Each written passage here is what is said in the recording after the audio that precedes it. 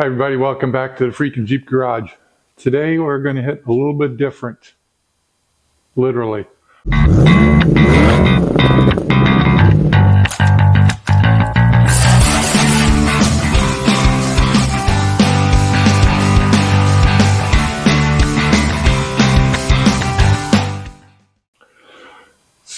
I don't know how many of you would consider yourselves audiophiles. I used to consider myself an audiophile. Now sometimes I like to crank it up and I want to listen to the music loud.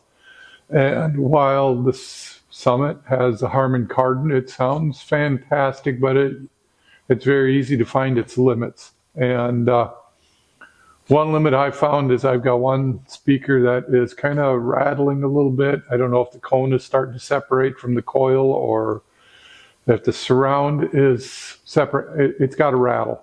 It's got a speaker rattle. So I've been doing some research and shopping around. I did not find a lot of information here. Apparently there's not a lot of people that replace speakers or even try to do any sorts of upgrades. But that's what we're going to do today. We're going to swap out speakers. I've already got the passenger side done. I didn't film that because, well, when you see one side, the other side just a mimic. So we're going to pull this door panel off and swap the speaker out. All right, we're back at the bench. We're going to give you a quick rundown for tools. I have I think this is T20 Torx to get the screws out of the speaker. You got a 7mm for the door. I have a 10mm for the door or door panel. Nut driver handle, my ratchet handle, a tool for popping the door off, and a Phillips, because there's a Phillips screw you got to pull out too. Pretty simple for those tools. We'll look at what I got. So I did a lot of looking around. Not a lot of information on what kind of ohms or wattage really to run for a speaker. They must be a highly guarded secret, or I just don't know where to look for it. But I looked around and I came up with these speakers I got from the popular Jungle website. These are called PowerBass PowerBass Auto Sound. These are OE69OD. They're rated at 70 watts RMS, 140 watts peak. I got these though because they are a dual 4 ohm. So I believe the door speakers are 4 ohm. I don't recommend going bigger or smaller ohm size on those, but I'm confident that the factory Harman Kardon speaker or amplifier will handle these dual voice coil ones pretty well. What I am going to be running is I took these and I'm wiring them up in parallel down to a 2 ohm, which I already have one in. It sounds fantastic. These PowerBass ones actually came with nice cords to hook up her speaker wires. They're pigtails. Come with a pair that are put together that go on there, and then there is a couple of leads that have just the ends on that are blank, so that you can put these on either end if you want. If you're running 2 amplifier or 2 channels to 1 speaker on your amp, you can take these, you can add them in on the other voice coil, and now it's wired for 2 amps or 2 channels. I'm running one channel, so I will be bridging these out down to 2 ohm. The other one is like a patch cord to go in between. All I did with the other one was I cut it in half so I could use it.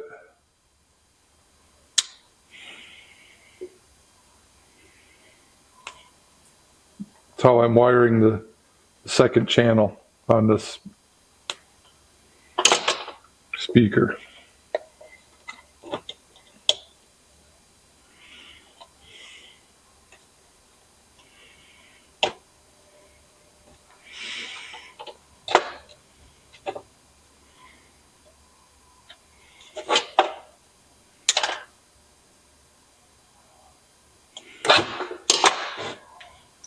And then I'm using these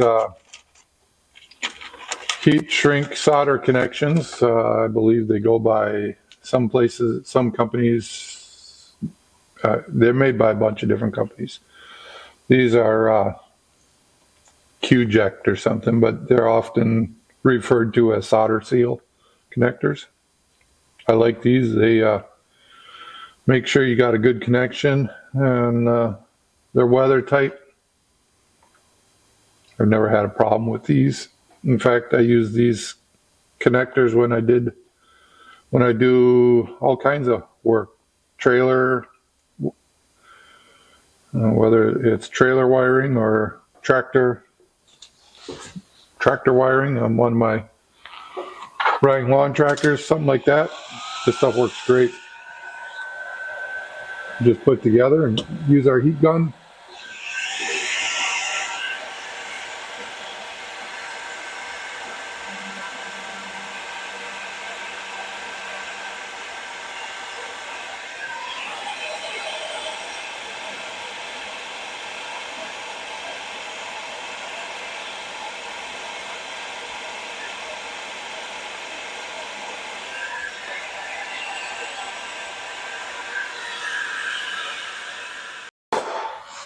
This gives you a good opportunity to clean out your map pockets. And usually when I have a panel like this off, I'll take it to the sink or outside, and I will grab a little bit of Windex or something, glass cleaner, and I just clean the panel up. It's a good opportunity to do a little cleaning while you're in there. I like the while you're in there stuff.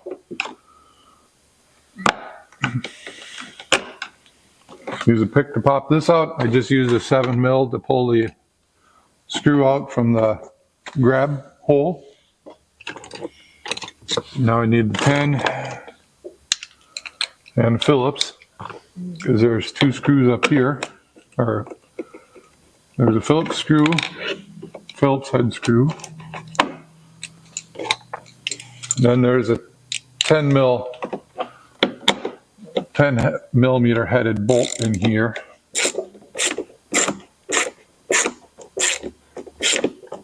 And it's in with Loctite, so it's going to be tough to get it out.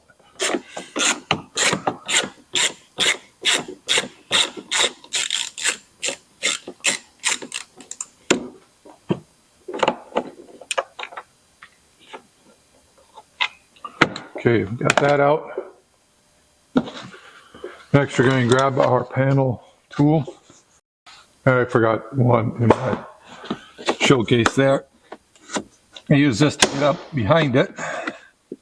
Then I can stick this tool in there and pry.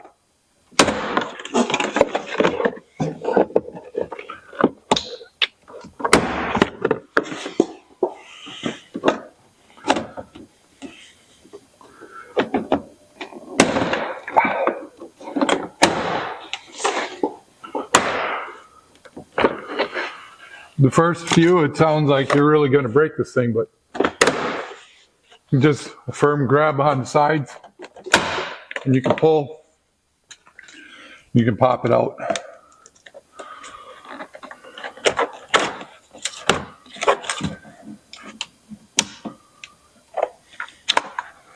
Popping my window switches out. One last pull there. Now we've got plug here to unplug up on top for the lights.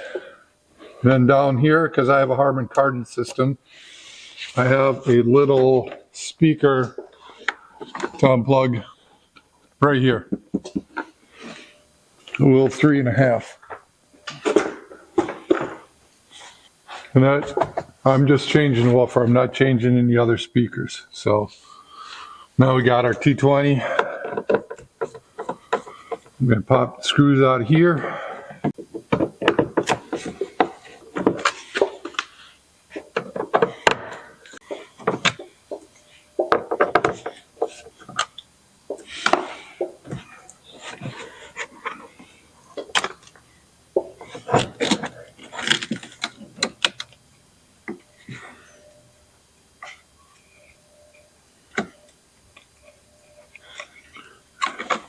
And that's the old one, the stock speaker. Okay, when I cut these off, I'm leaving a little bit of pigtail for whatever reason. If I had to throw one of these stock speakers back in, I have the cord and end that I can attach back on.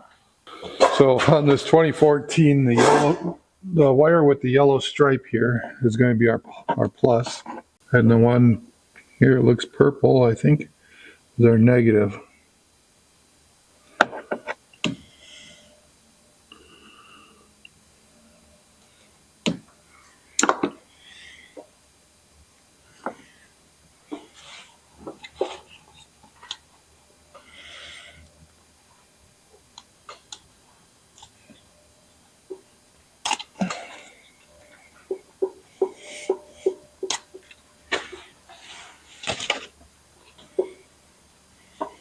Get my connector slid on. Grab my heat gun.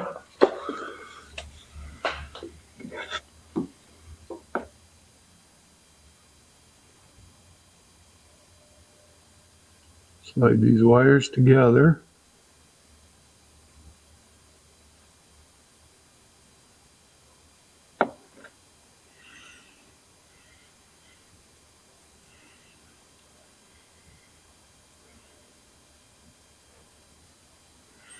Center my soldering in there and I'll heat this thing up.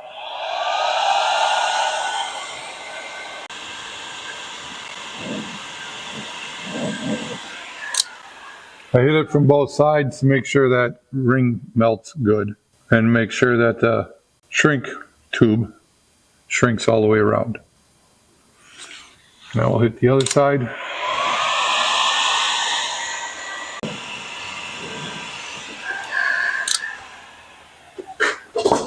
Now that one's done. Now it's just a matter of putting it all back together.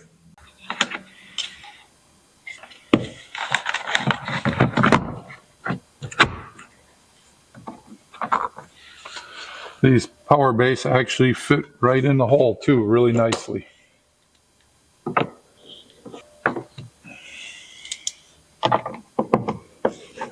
Put our T20s back in. Now we can put this panel back on. I took this opportunity to wash the door panel. There was a soda explosion a while back that made quite a mess of the door panel. I did clean it up, but it sure looks a lot better now. We got this plug wire here to plug in.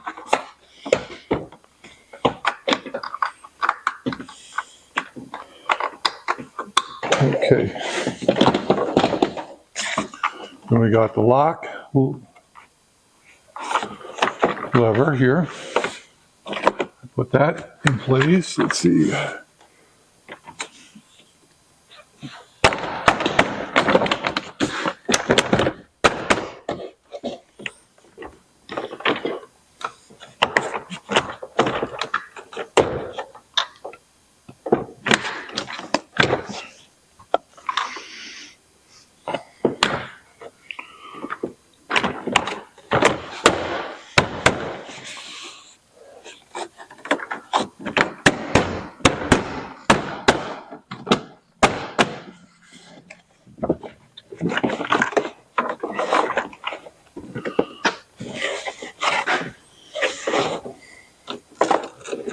Forgot to plug the speaker in.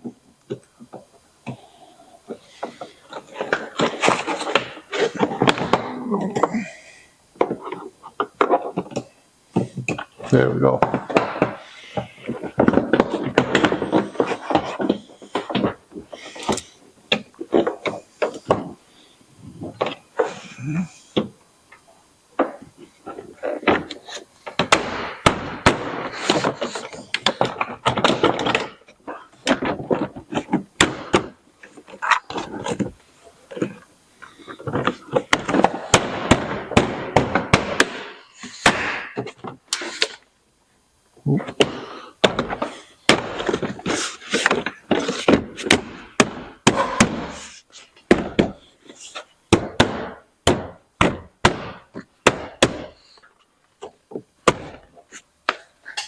Just like that, line everything up, put it in.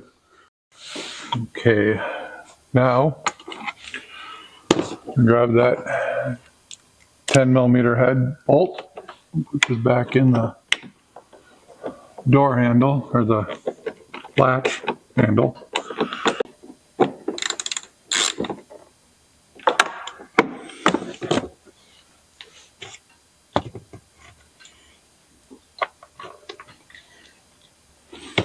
We got this Phillips head screw going in there. Oh.